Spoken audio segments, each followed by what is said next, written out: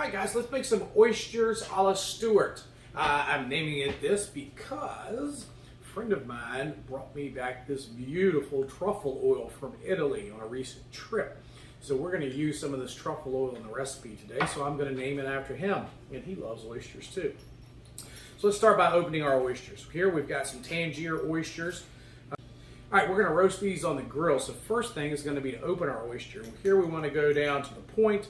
We want to use our oyster knife or other tool to get down in the corner and find that joint and work our knife down in to pop open the oyster. Some are harder than others, but once you hear the pop, you're good. Now you want to be very careful here because you want to keep all of the liquid inside. That's called oyster liquor. You're going to use your knife to work around, okay? And then we're going to scrape off of the top shell.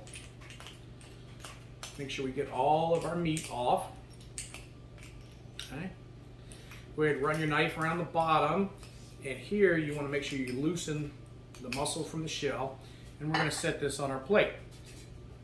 Make sure you set it so you keep all that juice. We're going to open the rest of them and come back and show you what you're going to do next.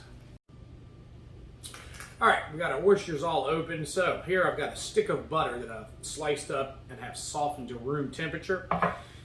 Truffle oil we're going to save to the end because this is a finishing oil, so we're going to add this after we cook.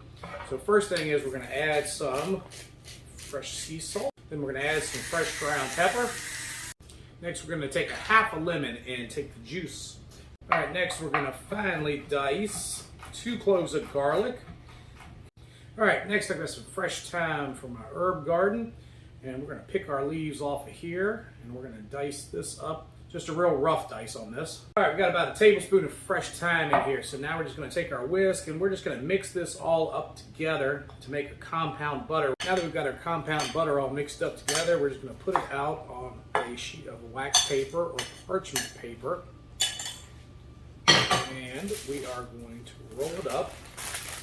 And just kind of form a log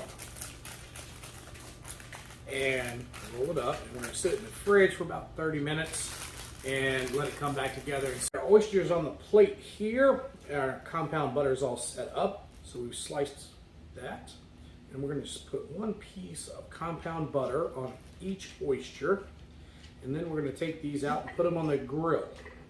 Alright, we're going to take our oysters and put them right on the grill. Make sure we set them so we don't lose. Alright, we're going to roast these oysters out for just about 3 or 4 minutes. Let that butter melt and get them done.